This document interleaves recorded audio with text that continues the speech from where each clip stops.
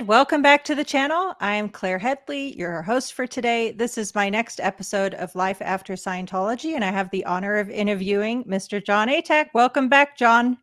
Hi, Claire. Good to see you again. Great to have you back. And today, I appreciate you being willing to do this. We are going to delve deep into Let's Sell These People a Piece of Blue Sky, your amazing book that I think is a critical piece of anyone's recovery from Scientology. I hope you would agree with that statement by me. Well, that's what it was written for. When I wrote it, I really wasn't thinking about anybody other than people who'd been harmed by Scientology or affected by Scientology. And it meant that the writing of it was very careful. In fact, Stacey Young, who did the Dead Agent, the attack on Ben Corridan's book, when she read it, said she couldn't find anything in it to take apart. So I'd become aware of how they will pick at things. Yes. And, it needed to be reliable. And apart from a couple of tiny things, like there is actually an attribution to the 30th of February, which only one person has ever commented on. And I invented the word undoubtedly. Oh, there you go. So, but apart from that, and so yes, it's intended to kind of unpick some of the nonsense that Hubbard, blurted into our heads. Yes. And so getting into the timeline, you got into Scientology in 1974 as in your late teens, correct? I was 19, and I think it was the 11th of December. Yeah. Oh, there you go. You, like me, have a mind that's clearly set on dates, to be precise. Yeah, isn't it interesting? I think you're the only other person I've met who has this thing about, what was the exact moment this happened? And yes. Having done all of that date locating in Scientology, you'd have thought these people would be good at it, but they aren't. No. Well, we'll get into that, but I think when you start to blur facts and disregard facts to get along and toe the line, then a lot of things can get warped in perspective. Absolutely. Yeah. And when you use a system that actually induces false memories and teaches you how to invent things, then that can really mess with people's ability to remember things properly. And for me, part of it is that I did deliberately reconstruct my memory towards the end of my time in Scientology and having left Scientology, because I'd been led to believe that my memory was in some way damaged while I was in Scientology, and I came to realize it was probably a little bit better than most people's, in fact. But yeah, and there might be something a bit autistic about the dates. I don't know that in my case. Probably in my case too. Who knows? Okay, so 1974 to 1983. Yeah. And I found it interesting, again, that your path out was through the independent Scientologist movement. Mine was not. And I think that a big difference there from my perspective is simply that I was born into Scientology. Yeah. So it was never a choice for me personally. And I've always been of the view that when it became a choice, i.e. after I had been declared a suppressive person and I was never going to be afforded the opportunity to speak to my family ever again anyway, then the burden of having to,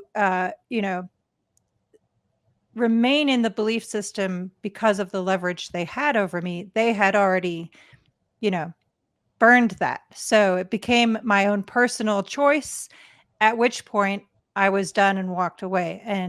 But I've seen many people, and I'd love to get your comment on this, who, when they leave, they have in their mind, it seems to me that they've couched it in such a way that, well, they're no longer part of the organization, but they still believe in Hubbard's writings.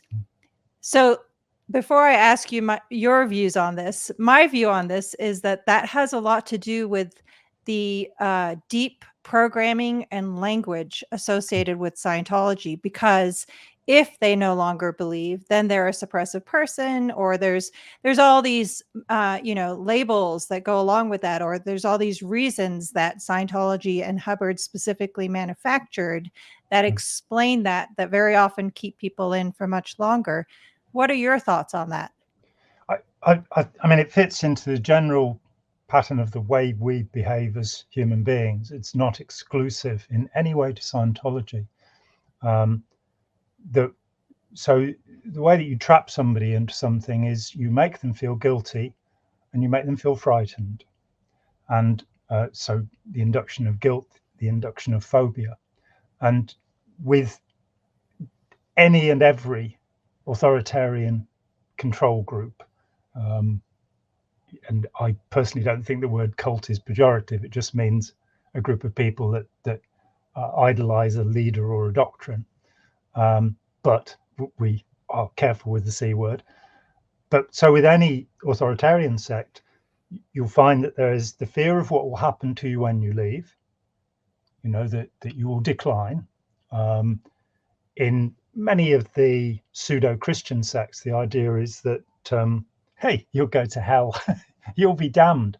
Now, the Moonies go one much better than this. Not only will you be damned, but all of your ancestors will be damned. And that gets kind of complicated when you realize that we have common ancestors. So I don't know how far back that's meant to go. But then you have groups where people are told that they'll suffer accidents. I have a friend of mine, Christian Sherko, who's a brilliant counselor. And he had a case where she'd left the building where the group was, but she didn't dare cross the road because she was sure that she'd be hit by a car. Wow. So you have these mechanisms functioning. And then, as you say, you have the loaded language, the language trap, whereby, and Hubbard's very carefully done this thing, it's about the words, it's not about the context of the words. So conceptual understanding is, who knows what that is in Scientology? You're meant to just understand what the words mean. And he then gives you 2 600-page dictionaries of definitions, which are often contradictory. So if you look up Q&A, for example, in a Hubbard thing, you've got these various different meanings of it. And sometimes it becomes preposterous. So, for example, a tiger is a failed staff member, and Hubbard said it's a tough universe and only the tigers survive. So, and that could be true. Right. And we become locked inside the concepts that are underneath the words, and people will often then brush the word off the top. So they'll stop saying dev T or something like that. Which is the one that people often hold on to, curiously, of the thousands. Yeah, no, I still honestly have not found a good substitute for that word. Yeah, I was doing developed traffic, because it's such a broad, it covers so many things as in one bucket, that it's hard to find an equivalent in the real world language. Yeah, we'll do a show about that sometime. Okay. But it is that one is in 2015 I met Nancy Manny, and she said there is just this one word I can't get rid of, and I said dev T, and she went, how did you know that? There are alternatives, but we won't get into that because I can't think of them offhand.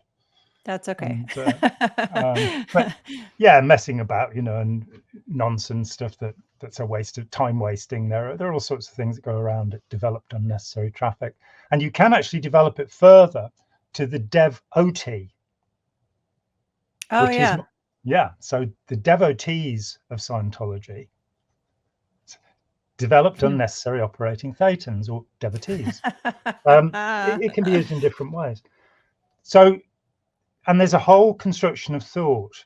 I'm working on a book at the moment, which is based on the premise that absurd beliefs can lead to atrocious behaviors. And looking at one set of ideas after another, if you start to believe these things, then it becomes inevitable that you will behave in certain ways. And in Scientology, a good example, my late dear friend Shona Foxness came to me many years ago, and she said, why are you wasting your time doing all of this stuff with Scientologists? They pulled it in. Mm. And I'm kind of, that was a bit more slightly Irish inflected there. That wasn't very good. But they pulled it in. And I kind of looked at her and said, Shona, so if a 4-year-old's just about to go underneath the bus, you're not going to stop them because they pulled it in.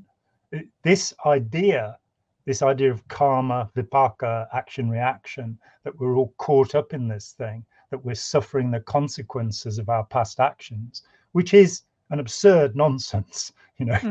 It's not possible for a universe with, even if if the only living things in the universe were the things on this planet, let alone the other 100 billion galaxies or what have you, then every time a giant clam gives birth, it has 2 billion little babies. And the idea that there's somebody writing down the karma of all of these things and making sure that that the right moment arrives for 417 people to die in an air crash, the mathematics just becomes impossible. But it's a great way of controlling people, of saying everything that happens to you is your fault, and it's because you've been bad that bad things happen. And it's so much a part of our culture since Christian Science, which is where Hubbard got it from, and it becomes the secret, the law of attraction. They're all prosperity Christianity, this idea that you can somehow control reality from this little node of being. If there are 8 billion of us just as humans doing that, let alone the other species, it all becomes so incredibly complicated. Yeah. But you can make people feel guilty and you can make them feel frightened. And so, I mean, it is fair to say, Conmen Siegelman, who wrote an excellent article called Information Disease, which was the first thing that I ever read about thought reform, mind control, many, many years ago, that they also wrote a book called Snapping. And in it, they say that Scientology may have the most debilitating set of rituals of any cult in America. And they wrote that in 1990. Here we are, the dates again. And in 2014, I wrote something for Tony Ortega saying, I don't think they interviewed enough people. And Tony, being Tony, of course, published this to embarrass me. He's a good friend. And wrote to Conway and Siegelman, and they said, no, we interviewed 33 Scientologists, so we got some idea. So I wrote to them. I was in touch with them for the first time and said, you said that you think that with the Krishnas or the Moonies, it takes 3 to 6 months before somebody recovers. But with Scientology, you reckon it takes 12.5 years without assistance. And I said, you've had time to think about it now. Would you agree with me that most people, having left Scientology without assistance, won't recover? And they agreed with me. Yeah, and I completely agree with that as well. I do. It's just so invasive. Yeah. And there's nothing else quite like it. You Yeah. come to have a completely different internal reality to any other people around you. You're viewing the world in terms of, suppressive persons and engrams and goals, problems, masses and locks and secondaries, and just this huge vocabulary of material that is fanciful and fabulized. Yeah, and in my case, and I think anyone born into Scientology would agree with this, I learned the language of Scientology concurrent to learning the English language.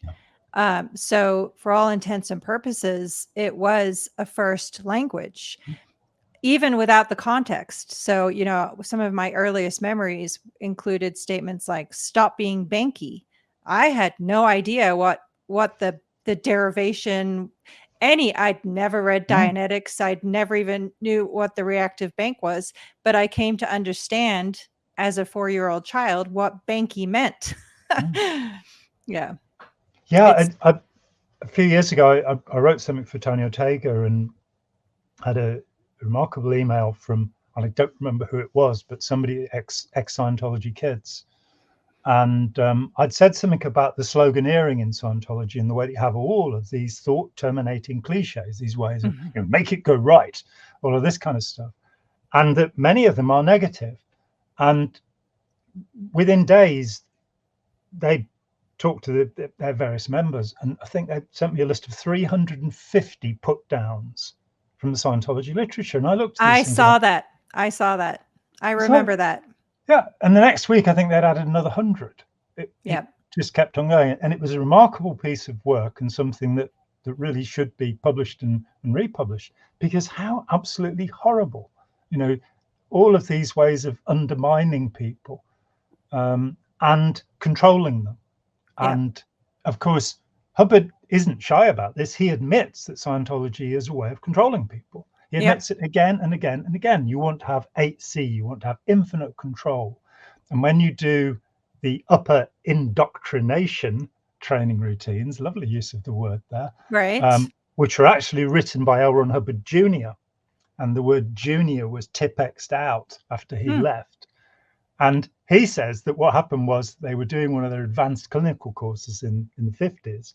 And his dad said, we've got rowdy students. We've got to work out ways of controlling them. And he came up with the upper indoctrination training routines, where you learn how to show another person that you can control their reactive mind, so they might be able to control it. right. But you move into this step without thinking about it, where, these days in our society, to grab hold of somebody and move them physically is no longer considered polite. Right. But and make them do something regardless of whether they want to or not. Yeah. Enforcing compliance, etc. Yeah, totally. And you're teaching both sides of it, because you're teaching how to control somebody, but you're also teaching the person how to submit. Correct. How to give in. And so you get this whole bizarre thing, this idea that staring at people will make them feel more comfortable in some way. It's like, it's the police and the military use this technique to control people. It's a dominance technique, as beautifully demonstrated, of course, by Charles Manson, one of the world's more famous Scientologists. Yes, completely. So back to your book. So you got out in 1984 and were briefly October the 18th, 1983. There we go. Okay, 83. Sorry, 74 to 83. Right. That's it. And so when did you tell me how what your path was to then embark on writing this book in the first place? I think it was really down to meeting Captain Bill Robertson. That and for a couple of weeks, I believed the crazy nonsense that he was spreading around. I came to know him pretty well because he lived in East Grinstead for 8 months. And I always got on very well with him, but he was obviously out of his mind. And he couldn't understand. He watched me leave Scientology and kind of go, I don't want to do any. And he was so baffled that anybody could possibly want to do this. So it started with him because he arrived, and that's why October the 18th in my mind. 3 days before he was due to speak at the Grand Hotel in East Grinstead, a guy called Bevan Priest came to me, woke me up. I sleep late. I have a delayed sleep-wake phase. And I woke up with this guy standing by the bed saluting me and asking me if I'd host this meeting. And so I was obviously sleepy. So I said, yeah, all right. And I get to the meeting and I find out I've been appointed the chairman of the Operating Thetan Committee UK, which was brilliant. It's like, wow. I had no idea what that meant. I had no idea that I'd been appointed this by Captain Bill Robertson, who was the second deputy commodore of Scientology. And therefore, with Hubbard out of the picture and Mary Sue out of the picture, he was technically the head of the Sea Organization, which is an interesting thought. And with him gone, I'm technically the head of Scientology now, I think. So if they'd like to transfer the bank accounts over now, we can start giving the money back. But so I host this meeting and find myself in the middle of this thing going, what happened? And I started a newsletter called Reconnection, most of which is available on some website. Isn't the internet wonderful? Around 33 issues. And I haven't heard of that. Well, there you go. Well, it's before your time, Claire. Yes, very much so. Just a little whippersnapper when I did this. But it was really those of us who were disaffected, which was about half the membership internationally. There were There might have been as many as 40,000. I don't think it's ever gone much beyond that. And half of us left. And quite a lot of people just, that was it, them done with it. But some of us still had this fervor. We still believed that this was this wonderful world-saving medicine that was going to, liberate humanity. And so we invested ourselves absolutely and thoroughly in it. I was that person. I was making sure I was fighting, holding off the attacks from the mother cult against the independent groups. And we were among the first people to talk about independent Scientology back then. It was certainly the first ever public meeting in the UK of disaffected. Yeah, about 60 of us there, I think. Yeah. But I started meeting people and talking to people. Captain Bill's the first one who had their stories to tell me. And Captain Bill, his story was that Ron Hubbard was dead. He was on the mothership and he was telepathically communicating with Bill, Oh boy. who wrote things down, which he called sector operations bulletins, SOBs. And they were handwritten. Wasn't it though? Sometimes the unconscious reflection does happen, the Freudian slip. Right. And these were handwritten. It looked exactly like Hubbard's handwriting, except for the capital A's. They weren't. But I couldn't. Who was this person? And they were signed Astar Parmegian. And I found, Bill then gave me a copy of Hubbard's script, or Suzette's reworking of Hubbard's Revolt in the Stars, which is the OT3 period is meant to be. And Suzette being Hubbard, one of Hubbard's children. That's right, Suzette Hubbard, one of the 7 children that he had by his 3 wives, and one of the 6 children who left Scientology. Yes. One way or another. And Revolt in the Stars was meant to be set around 75 million years ago, the evil galactic prince Xenu and all of this stuff. And in it, there's a character called Astar Parmegian.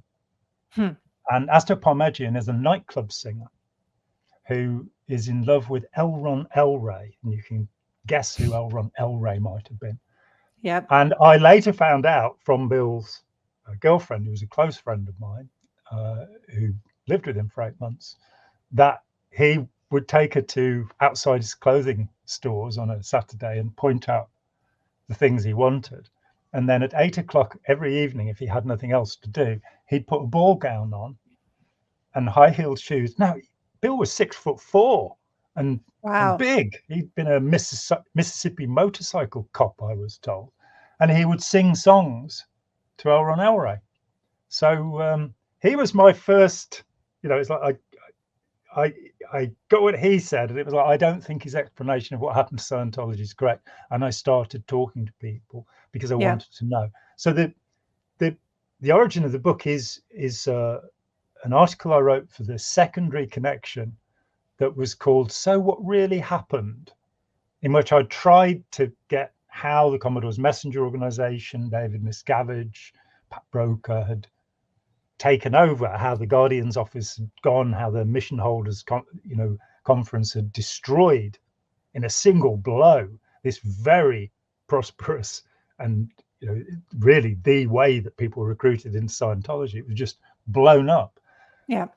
And people were coming out, David Mayo's people were coming over, John Nelson, Harvey Haber, who both worked with Hubbard, and they were telling me stories. And it just, from there, it just became necessary to collect all of this together. And originally, I wrote a book called The Scientology War, which was about Captain Bill and his odd ideas. And then I realized nobody will understand this without understanding Scientology. So I then had to do a history of Scientology. And that was like, well, they're not going to get this without, because they're going to look at this and go, well, what kind of lunatic would believe this nonsense, frankly? So I had to put in my own story to say, well, I didn't know about Xenu and the body thetans until I've been involved for 7 years. It initially seemed like a practical form of therapy. I read Science of Survival to start with. And it just, you tried not to pay too much attention to things like History of Man, where Hubbard's, talking about us all being descended from clams and it being a cold-blooded and factual account of our last 60 trillion, 73 trillion, or 76 trillion years, according to which part of the book you're reading.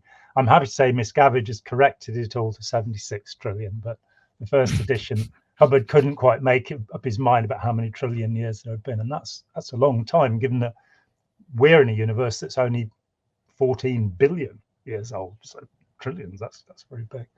Right. And so I wrote lots of articles, and I started to look at all of the contradictions in Hubbard's own biographies. I collected 22 biographies that were copyrighted to Hubbard. So, it is his responsibility. And I realized that no two of them were the same. Yep. And then along the way, quite early on, in fact, I saw work gathered by a journalist who called himself Michael Lynn Shannon. And years later, when Omar Garrison, who was the official biographer of Hubbard, when he was being harassed by Scientology and turned up on my doorstep to talk to me, he would not believe that I'd not had access to the Hubbard archive or interviewed Jerry Armstrong. But I hadn't. There was enough material available, and I got involved with other people who were researchers, and there was no World Wide Web. So if I needed something from the Montana Historical Society, I had to write them a letter. And I got all of Hubbard's Navy records. I was the first person after he died to get the Navy, the FBI, the Veterans Administration records. And by that time, I was working with Russell Miller on his Barefaced Messiah. And Blue Sky was already pretty much done when Russell came along. He was probably the highest paid journalist in the UK. He was working at the Sunday Times, and they commissioned him to find Ron Hubbard. This was in January '86. And he came to me and said, well, can I hire you as a researcher? Here's £2,000. It's like, oh, somebody wants to give me money for doing this. Incredible. Yeah. And because I just couldn't get a publisher, I'd written to 50 publishers. 11 of them came back and said they'd like to do the book, but they understood that the litigation would mean they couldn't make any profit from it. Yeah. Neville Spearman. Go ahead. And sorry, what year was this? The original, so it's January '86 is when Russell came to me, and I'd been putting a manuscript around for about 2 years then. So, okay, so '84 to '86, and so when Russell came to you, you'd already had publishers even back then saying they didn't want to publish because of the litigious approach of Scientology to any such books. Yes, and Neville Spearman, who ran Neville Spearman Publishers and had published The Mindbenders by Cyril Vosper.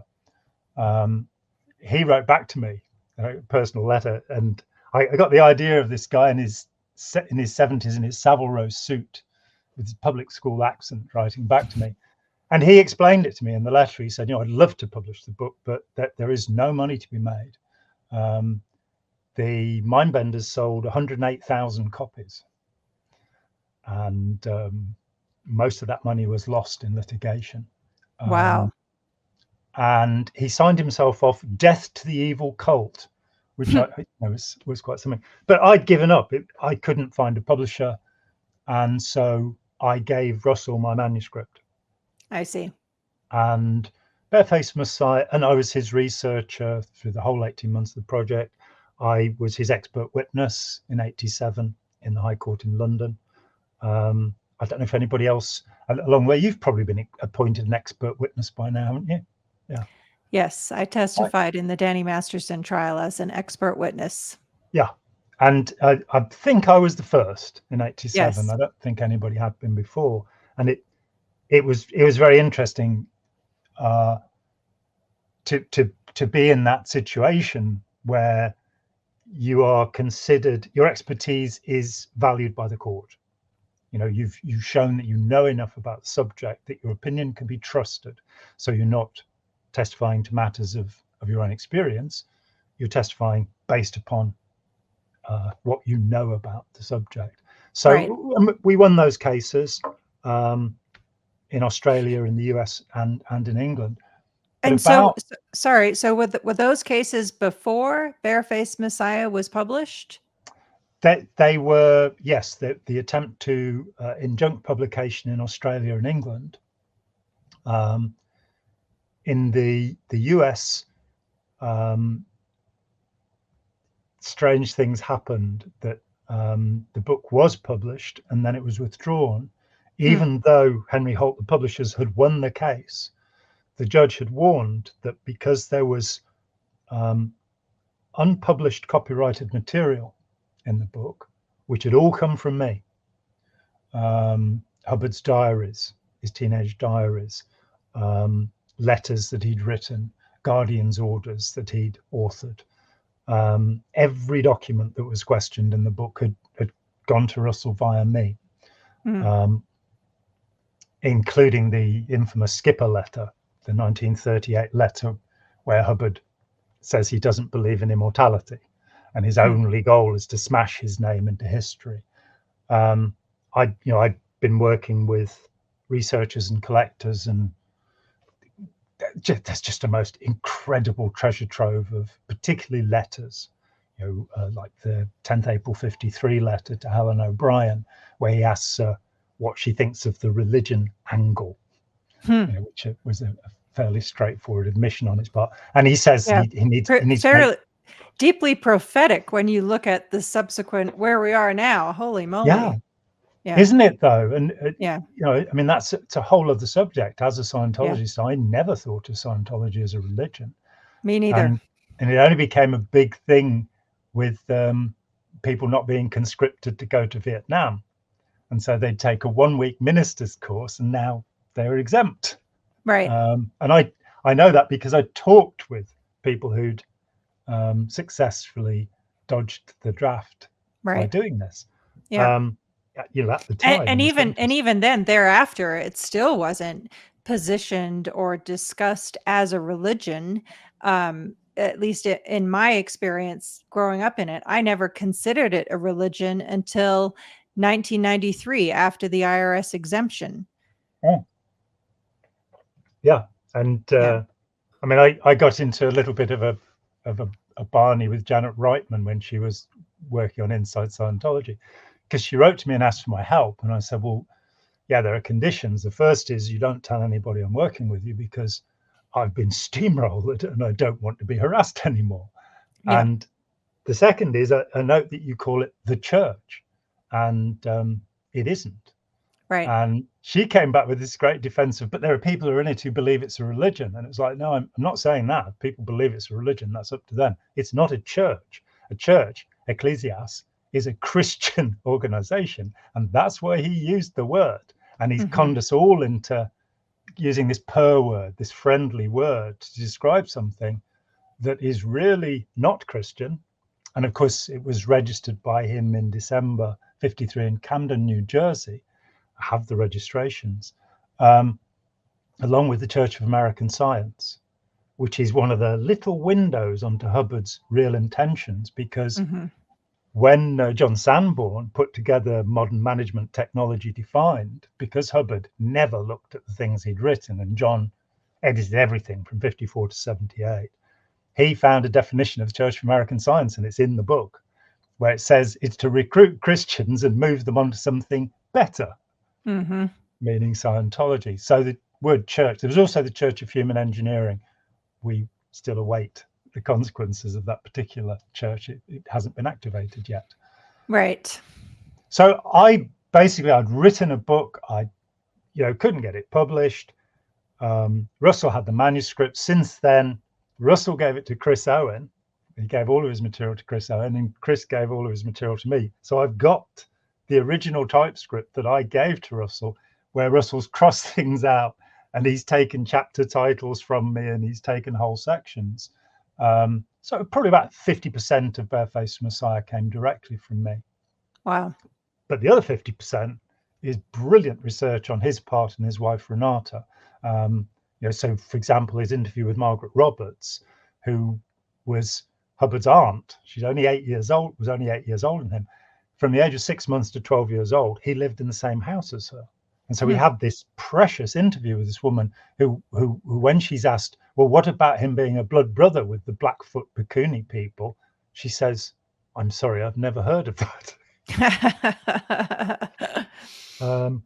So then, I mean, the writing of the book was very much to, Russell was right. He's a biographer, an exceptional biographer. His Conan Doyle is a really splendid book, but he wrote about Hefner and Getty, and so that's what he is. And so he wrote a biography.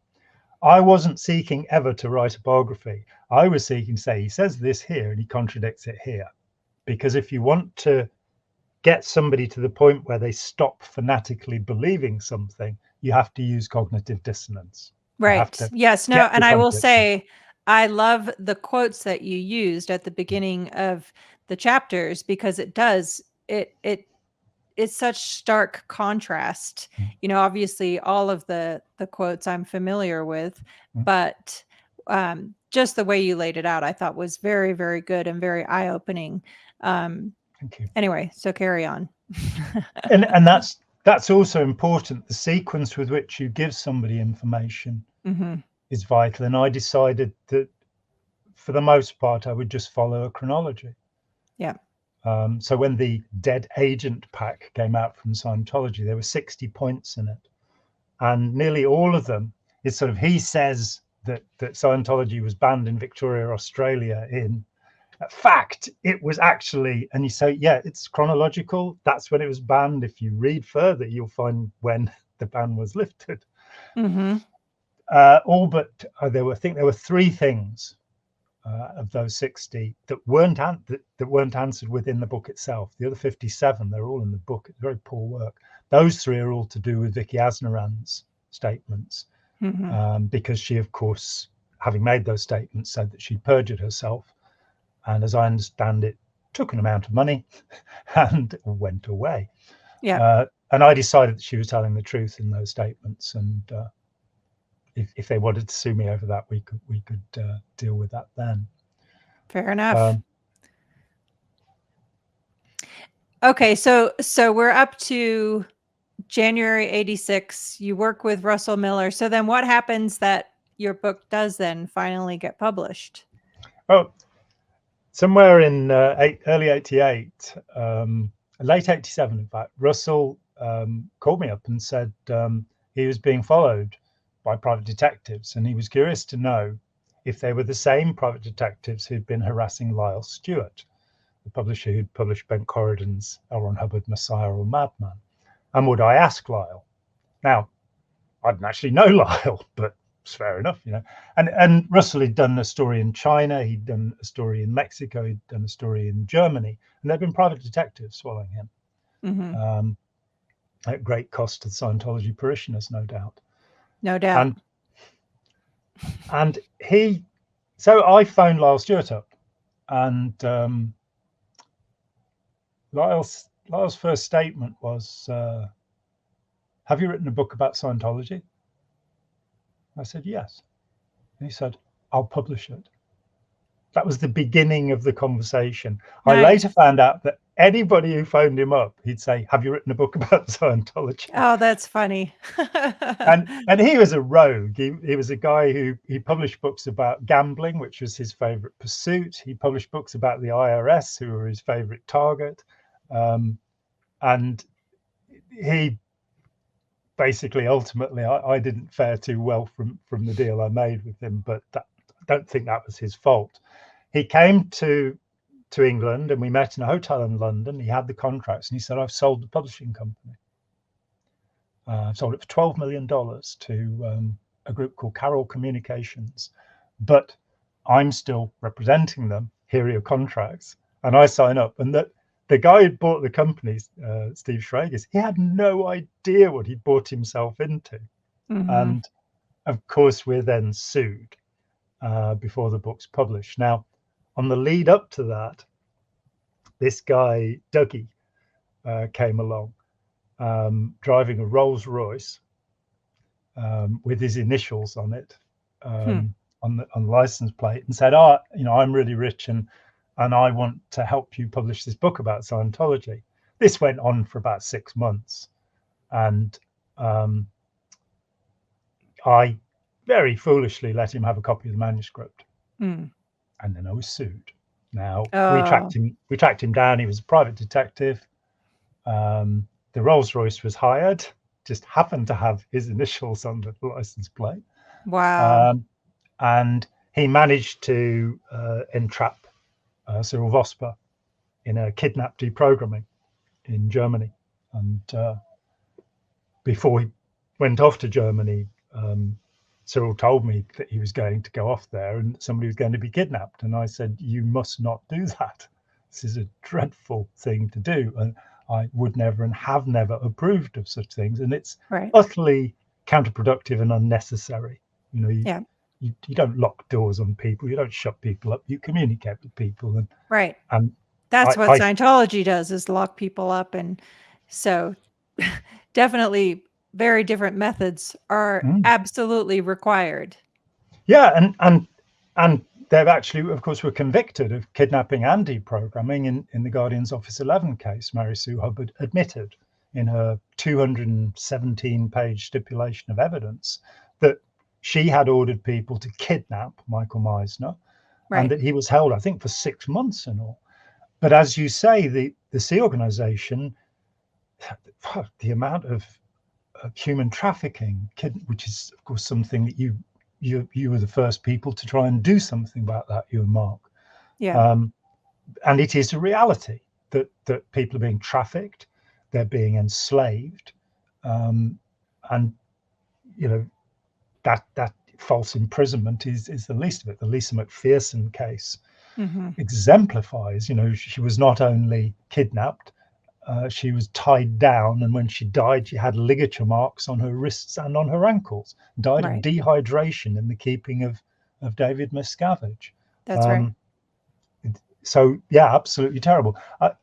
For me, free and open communication is the only way to go. There are no tricks, none of Hubbard's hypnotic methods, which is something. I mean, they're brilliant implanting of Scientology that you make somebody phobic about an idea. So psychiatrists, psychologists, psychotherapists, anything that has the word psyche at the beginning of it, Right. you're phobic. You know, Right. it's been you can't do that. I mean, Jesse Prince told me that he had a copy of Blue Sky for 6 years and didn't dare open the cover. And you kind of go, Yep. what's going to happen? Little demons are going to fly out and take. Oh no, Right. that's Cena, you know. I But had the exact same. I did the same thing with Barefaced Messiah. I had it for about a year, 2 years, not 6 years, but you know, it's crazy that I thought I would be doing something that couldn't be undone. And finally, and this was in the very early days after I'd escaped from Scientology and was still very fearful of them. But finally, in my mind at that time, I thought to myself, well, Hubbard describes the quote, multiple viewpoint system, in which you're supposed to be able to assess and hear multiple viewpoints. Like the scenario he gives, paraphrased, is when there's an accident, multiple different people see the accident, and each of their perspectives reflects what they saw, which might be different, but you can piece it all together. So I thought, well, what's wrong with reading a book? I mean, as a Scientologist, I read Christopher Evans' Cults of Unreason. I read The Mindbenders by Vosper. But I remember a friend bringing a copy of Inside Scientology by Robert Kaufman. And we decided we'd hand it in because it said it had got the OT3 material in it.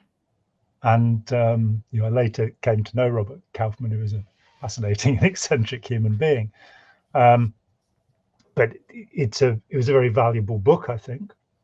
And that was something that became significant to me. It's like the idea of the suppressive person, that I shouldn't talk to these people because what are they going to do to me? Right. You know, and why would that's me admitting that I'm weak.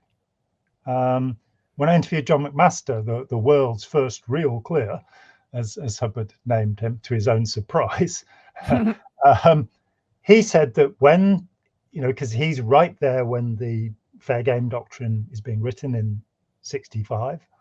And he said, he sat with Hubbard and he said, well, look, surely if there are these suppressive persons, we should seek them out and change them, transform them, because that will change the world. Why are we running away from them? Yeah. Why are we scared of them? And there is an answer to that, but the answer is, I don't think Hubbard ever gave it, but it's from Christian Science, where he gets certain of his ideas from. It's the idea of malicious animal magnetism. Now, animal magnetism is the term for hypnotism, or mesmerism, as it was also called. The idea that you can exert this mental power on people and they will fall under your spell. In earlier generations, it was called magic. It's just this idea of this strange force, this power that people can have. And the reality is that you have to be able to confront things, as Hubbard says. And right. And as he alleges that his PTS-SP technology gives you the capacity to confront and shatter, quote unquote, suppression, right? Suppression. Yeah. Confront and shatter. And I've had enough of it, because I had, a 16-year straight run of harassment pretty much on a daily basis. Yeah. And what became evident to me was that Scientologists were terrified of me. Right. I had a very interesting encounter with Ken Hoden when he was the port captain for Gilman Hot Springs. I knew Ken very well.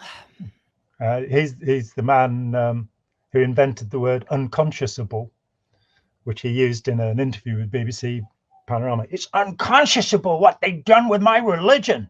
But, okay, unconscionable. That is a good one. That didn't see him in any more interviews after that, but they got Mike Rinder after that, who's a lot better on camera than Ken was. For sure. And you could almost believe him sometimes when he said sometimes, things, yeah. If you looked past the gaunt gray skin and the vacant eyes and the which I'm sure I looked the same way when I was there after years of not sleeping too, Yeah, absolutely. And the primary method of control, as a former official at Guantanamo Bay said, sleep deprivation is the royal route to confession. Yeah, it's the principal method of brainwashing. You just don't let people sleep, and you can't focus or concentrate. Your memory doesn't function anymore. So terrible and sadly normal. It is terrible. I witnessed that personally, where a staff member at Golden Era Productions actually was confessing to having burned down the film lab where Hubbard's films were made. It was completely untouched, unscathed, and anyway, it's awful. It's absolutely deplorable. And it leads you into the truth rundown, this idea that you can confess to absolute and complete absurdity that's impossible, because Ron and David are always right, and whatever they say is true. Even if what they say is in complete contradiction to what else they say, it does get, really, really scary, doesn't it? Yeah. So yeah, where were we? I'm sure we were somewhere. Yeah, so you were describing the events that led up to the publication of your book in 1990. Yeah, so they got hold of the manuscript through Dougie, and they sued me in New York, and on the grounds that there was a precedent set by J.D. Salinger, the author of Catcher in the Rye. Salinger had sued a biographer for using quotations from letters that he'd written that were in a public collection. They were in a university collection. And he said, yes, but I could still profit by their publication. I could still make money by publishing them because I still own the copyright. There were cases very quickly in the Stravinsky estate and the Hemingway estate that followed on. And so you got this brief period of history in the US where you couldn't publish a hostile biography using unpublished material. So Interesting. So they, it's not that the premise was not that anything was incorrect. It was simply that they were letters. yes, and Guardian orders. Unpublished being Yeah. the key word. Yeah. Yeah. And so there were 60 passages in the original manuscript. And that book is called A Piece of Blue Sky, the original book. The reason when I took it back and republished it, we renamed it Let's Sell These People a Piece of Blue Sky, which is the full statement made by Ron Hubbard when he opened the doors in April 1950 to the first Hubbard Dianetic Research Foundation in Elizabeth, New Jersey. He turned to Don Rogers, who I interviewed, and said, let's sell these people a piece of blue sky. What he was talking about, in fact, was we'll sell them meaningless memberships. We'll call them patrons meritorious or gold this or diamond that, and they'll give us money for this, which they did. History repeats itself, right? It's a fundamental aspect of Scientology, yeah, the sale of status, you know, so that you're now an OT8. What can you actually do? I can complain. Yeah. I can move objects with my mind. I just cannot ever show anybody that I can do that. I've always had the perspective. It's one of the most elaborate examples of the Emperor's New Clothes scenario that exists on this planet. Absolutely, Natalie. I mean, probably have a copy. Yeah, I keep a copy of it. I only keep 2 Scientology books here, so that I can refer to them at will. And this is an actual Scientology publication, just so that we're clear on that. Yep, Scientology 08. Yep. Now 08, 0 to 8. Yep. 0 to infinity. Right. Which will make the physical universe into nothing, and we will make you infinite instead of you being nothing. And there is a very interesting little trap underneath that concept. The first axiom of Scientology: life is basically a static, which has no mass, no motion, no meaning, no location in space or in time. You've just been defined. You are nothing. Good point. You are the life static. You're the Thetan. But here we have this passage. This is the 1970 edition. You won't find this in any of the later editions because they realized that it might legally get them into trouble. But Operating Thetan, OT course section 8, capital letters, description: ability to be at cause knowingly and at will over thought, life, form, matter, energy, space and time, subjective and objective. So if you want to make things disappear and appear, you can do it. Yep. Objective, not just subjective. You will have the ultimate superpowers. Doesn't seem to have happened. And usually when you ask, it's like they'll tell you they can change traffic lights and move clouds. Right. Exactly. So what I used to do and anticipate phone calls. Anticipate phone calls. The phone will ring sometime. Absolutely brilliant. So I used to do this little thing, which was the presumption that I must, if I speak publicly, there will be exterior Scientologists watching me, of course, inevitably, because they've got to monitor my progress. And so what I used to do is put a little bit of tinfoil on the table and say, if this tinfoil moves just 1 inch during the course of the talk, then we all know that Scientology works. Never moved. There you go. Moving clouds, you change traffic lights. Oh, come on. So it's just hokum. And Emperor's New Clothes, this thought that from February 1952 onward, when he started promising, I mean, in 1950, he's promising you'll be immune to viruses. You'll never catch a cold again. That's a good one. You'll have a perfect memory. And of course, that didn't really work. And you'll be emotionally, cheery at all times. Right. When Perfect. Perfect. Perfect. Yeah. And there were 272 people that this had already been done to, according to Modern Science and Mental Health, none of whom has ever come forward. Not one. Yep. And when, of course, Sonia Bianca, the Clear, did appear at the Shrine Auditorium in August 1950, she couldn't remember the color of his tie when he turned his back, let alone the physics formulae from her degree. So, Right. yeah. But he then went on to promise these supernatural abilities. And as yet, how on earth did he manage to do this? That people would keep on believing him up until, well, now, and pay out hundreds of thousands, even millions of dollars for the promise. And there are answers to that question, and as I say, I'm writing a book about that at the moment. That this has happened throughout history. This,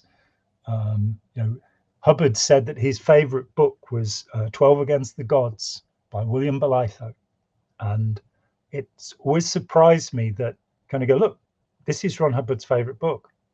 You going to read it? Oh no, we wouldn't do that. But I think if it's his favorite book, you should probably read it.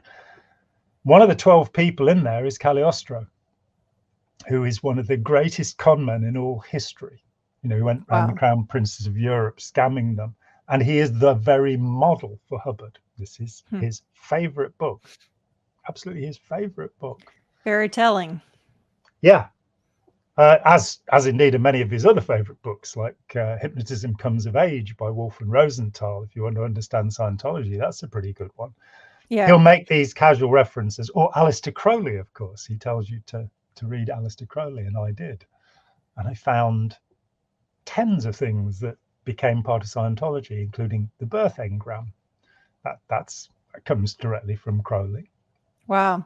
Yeah, I don't know. I don't think you and I have ever talked about this, but I'm sure you've heard of Bonnie View, the home that was that exists at the headquarters in Barry Armstrong was putting visqueen linings into it when the 22 boxes of Hubbard material were, Yes.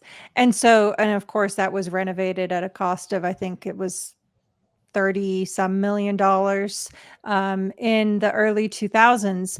But what was fascinating to me at that time is that L.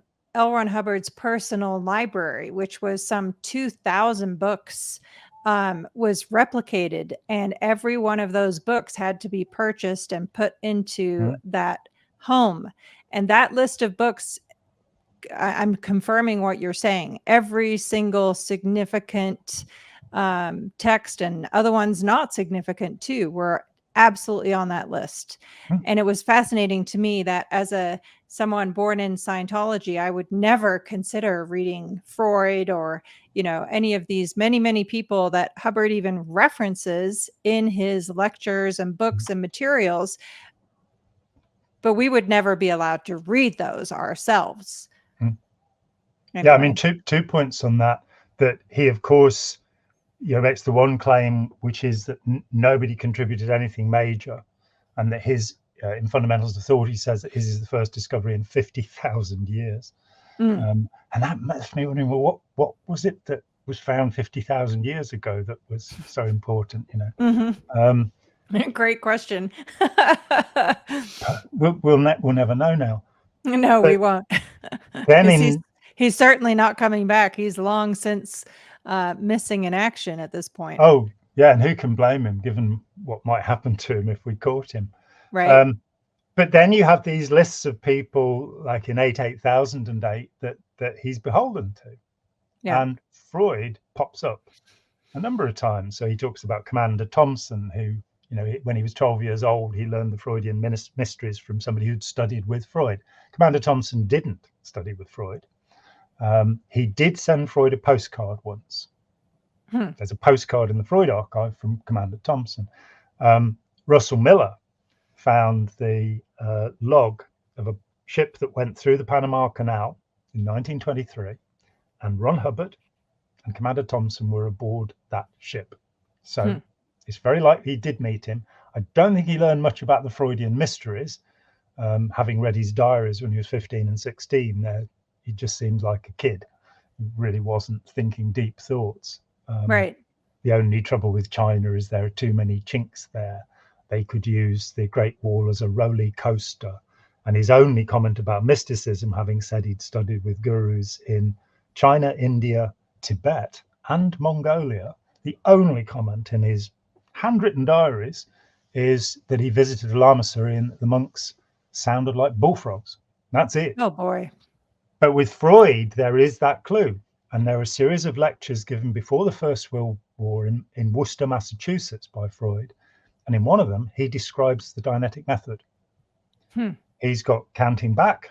He's got the flickering of the eyelids. He's got charge, emotional charge. He's got the engram.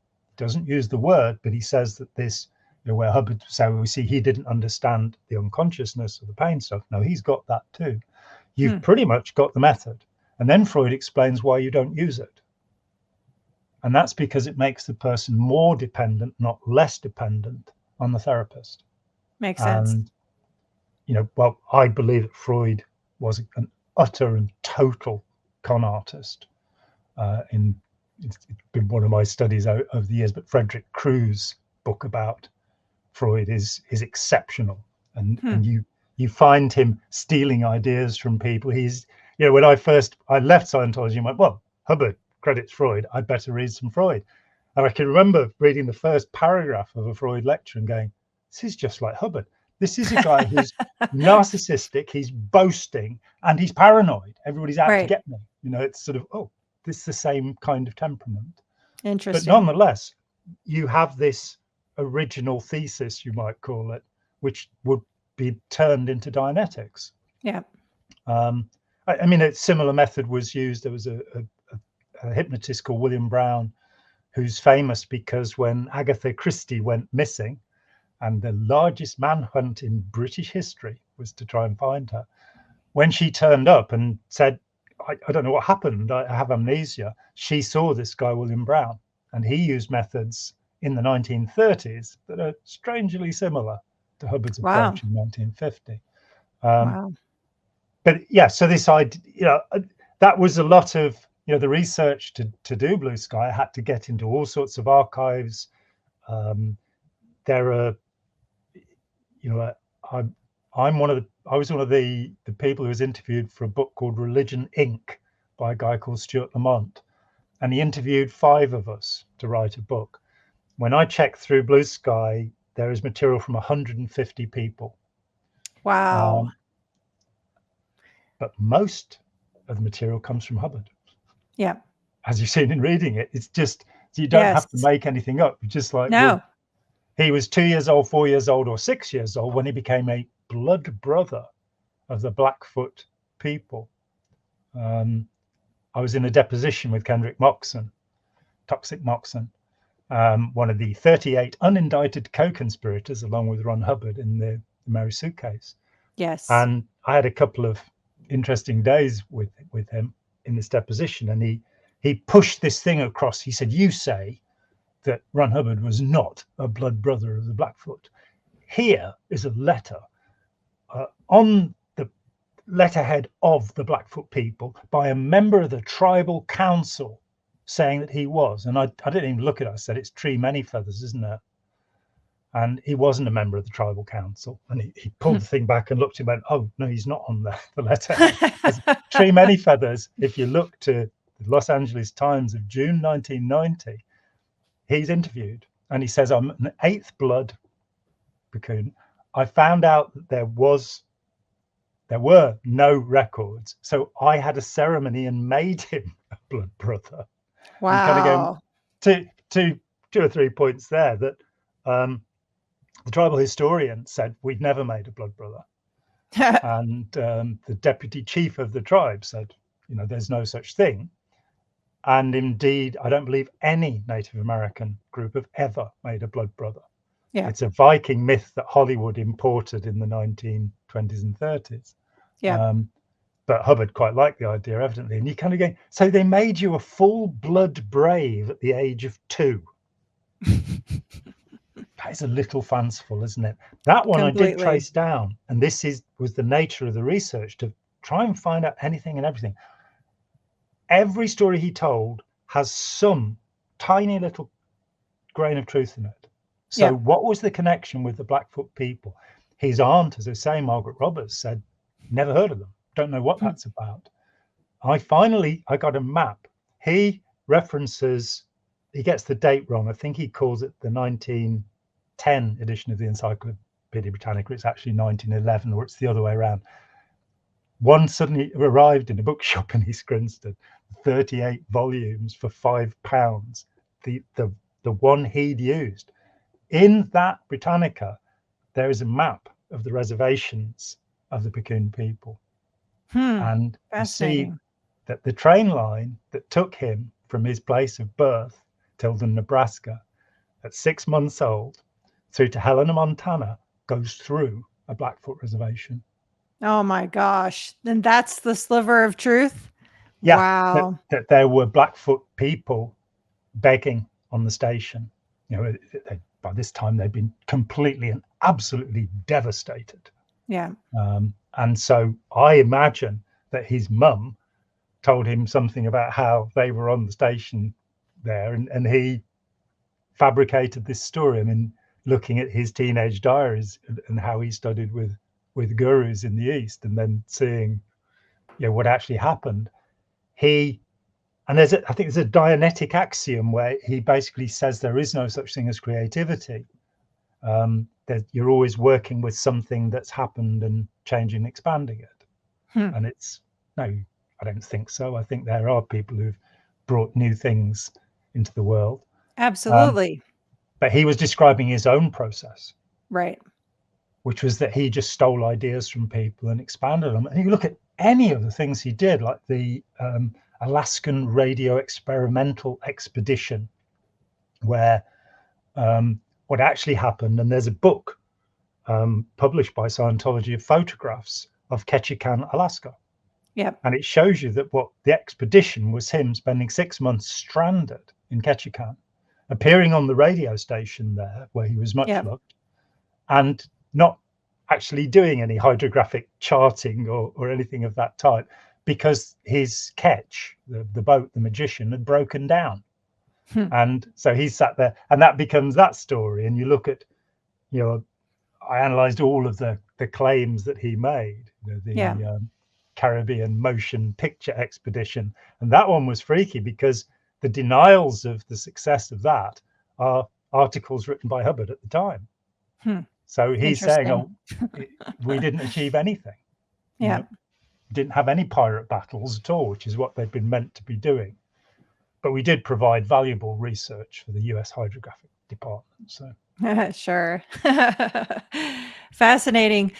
Well, thank you for all of your amazing, extensive research into all of this. And I absolutely have been thoroughly enjoying rereading your book. And it certainly helped me to unravel things when I first read it 14 years ago. So I did want to comment before we wrap up. I found it interesting. I'd forgotten this, but I've been asked before if our paths crossed, which, I was 7 at the 7 years old or 7 or 8 when you got out of Scientology. So not much path crossing at St. Hill. But I found it interesting that actually you were at Manchester Org when both of my parents were there working as staff in the late 70s. Interesting. What's your maiden name? Ward. Yeah. So your parents' first names? Graham and Jen. Gen. Yeah, I remember Jen Ward. I remember the name. So. Yeah. Crazy, right? Small world. Anyway, one last question for you before we wrap up, and I would love to do more with you because your wealth of knowledge is just stunning. What would you tell a Scientologist or a current under the radar Scientologist to encourage them to read this book? I don't even think it's the right book to read. I think that it might be too frightening. So my approach would be more to parallel and to show the person something that's not threatening. So Scientology is not mentioned in it at all. And there are a number of very, in fact, there are a lot of very good ex-member accounts from groups.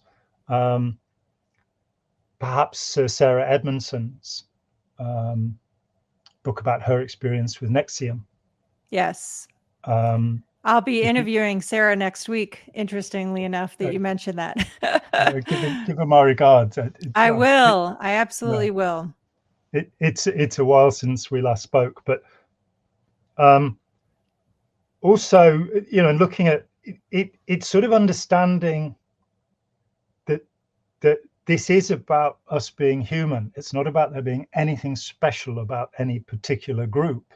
Yeah. All of the groups use the same techniques.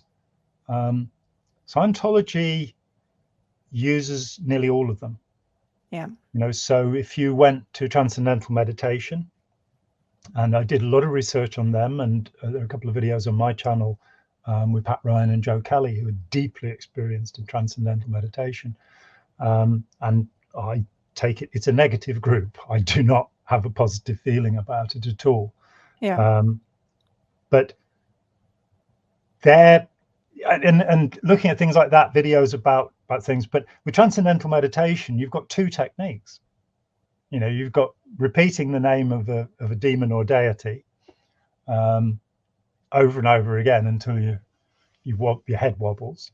Not a form of meditation that I recommend. I think anything that induces an altered state in that way is actually harmful. Yeah.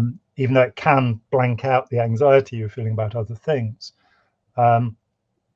I think meditation should be a focusing of attention, not a blowing away of attention. Right. I recommend the use of music personally. I think you need something that's moving rather than staring at things. So some nice gentle music, bit of Renaissance polyphony or a little bit of Indian classical music. But I think meditation is a good idea. But you've got that technique, or you've got the levitation technique of TM. I interviewed a woman when I was researching a book on TM, which I didn't do in the end, who had fractured her coccyx by doing that, which is an awfully painful thing to do and will be painful for the rest of your life. Transcendental meditation paid her somewhere over $100,000 not to talk about it anymore. When I first met Pat Ryan back in '91, he had tunnel vision from all the meditation he'd done. And I was very happy. I didn't see him for years. Very happy the next time I saw him that had now changed. But you have to be careful with these things. But just two techniques. Scientology actively has more than 2,000 techniques. Right. And crazy. If you start from the beginning and work on up, there might be as many as 10,000. Right. And one of the implants that Scientology uses is to frighten you about the idea of hypnotism. Yep. This is not hypnotism. Well, of course, Hubbard does admit that it is hypnotism. In Science of Survival, he cancels the technique used for Dianetics because it's hypnotic. You'll see a fluttering of the eyelids. This is a sign of somebody going into the very lightest level of trance, Hubbard says, in 1951. Then it's brought back in 1977. Interesting. With the book one that Hubbard Dianetic Auditors course. So, yeah, I mean, let me think about it, and I'll think about some other particular recommendations. I think video is very good. Watching again with NXIVM, Seduced or The Vow. Some of the material about Rajneesh, because if people think that, if you're going to their confirmation bias, their my side bias, so you're questioning what they believe in, there's resistance immediately. Whereas if you're sort of going, well, these are things that people do. And I mean, my practice from the very beginning, I'm not interested in converting anybody or deconverting anybody. I've never sat down with the intention of getting somebody to leave Scientology or leave the beliefs of Scientology. I always sit down with the perspective of I want this person to have more and better information that they can check and verify, and more control over their own thinking. Because the problem is, and it happens in all cultures and at all times, that we think within the constraints that are laid upon us, and to be independent in our thinking is extremely difficult. To develop a healthy skepticism about all things, be willing to agreeably challenge anything and everything. Yeah. So, I find that I have robust and good conversations with people of all sorts of belief. I was visiting a friend this week who's a theologian, and I don't believe what he believes, and he doesn't believe what I believe, except that we both believe that we should be compassionate, that we should be decent in our behavior towards other people, and that it's okay for us to talk about anything. Yeah. My friend Christian Sherko is also a theologian, and we've known each other since 1987. We've never had a disagreement, and I have challenged and questioned ideas in the New Testament with him, and he's very happy to talk about it. And nice. Which is the place we ought to get to. That Robert Thewles, pretty much the inventor of critical thinking, and also a significant member of the British Society for Psychical Research in the 1970s. So there you go. But Thewles said, if somebody gets upset while they're talking about something, they're not rational. Yeah. And so that thing of not upsetting people and giving them something that's helpful to help them expand the way they think. Yeah. Maybe, I'm looking at it right now. So the compilation of work from Robert J. Lifton called Losing Reality. That is an excellent book. And Lifton is one of the most important thinkers of the generation. He's still alive, aged nearly 100. Wow. And his work on thought reform in China, showing that there are these 8 paths. We've mentioned loaded language. Language that confines your thinking. He was interested to see that as in the late 70s, the counter-cult world developed, that his ideas were being used to say, well, this is what these groups do. So I think looking at things like the cult of confession within that, in terms of, so for somebody who's leaving or to help somebody to leave, giving them material that shows that there are such things in the world. Once they've left, yes, blue sky. Yes, for sure. And Barefaced Messiah. Yes, 100%. And probably Mark's book as well, because it's the funniest book about Scientology.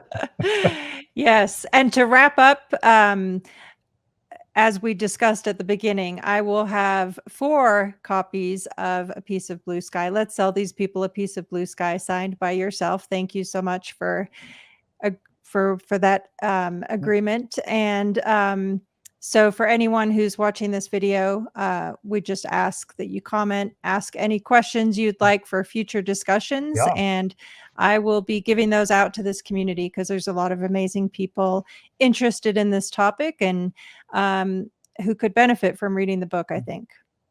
Yeah. And if you want to explain Scientology to somebody who's never been involved in it, I wrote a little book called Scientology Cult of Greed. Yes. And it's just the bullet points, but you've got the act, where 1947, where L. Ron Hubbard asks for psychiatric treatment, the letter is reprinted in the book. So you can see his own words about his suicidal inclinations and how messed up he was at the very moment that he's claiming to have developed this technique. Interesting. Yeah. Fascinating. Well, thank you so much, as always, Jon. It's been a very interesting, fascinating conversation for me as well. So I always learn new things when talking with you. So thank you so much for your time. And I hope to speak to you again soon. Yeah, that'd be great. Thanks so much. Awesome. Mark. Thank you. Thanks for watching. If you'd like to help support the channel, feel free to check out the merch store link in the description. We have Hail Xenu, Xenu is my homeboy, and BFG branded mouse pads, shirts, mugs, all sorts of other stuff in there that helps us to bring you new content on a regular basis. You can also pick up a copy of my book, Blown for Good, Behind the Iron Curtain of Scientology, in hardback, Kindle, and Audible versions as well. There's also a link to our podcast, and you can get that on Apple, Spotify, or wherever you listen to podcasts. And if you'd like to watch another video, you can click on this link right here, or you can click on this one here, or you can click on the subscribe button right here. Thanks a lot. Until next time.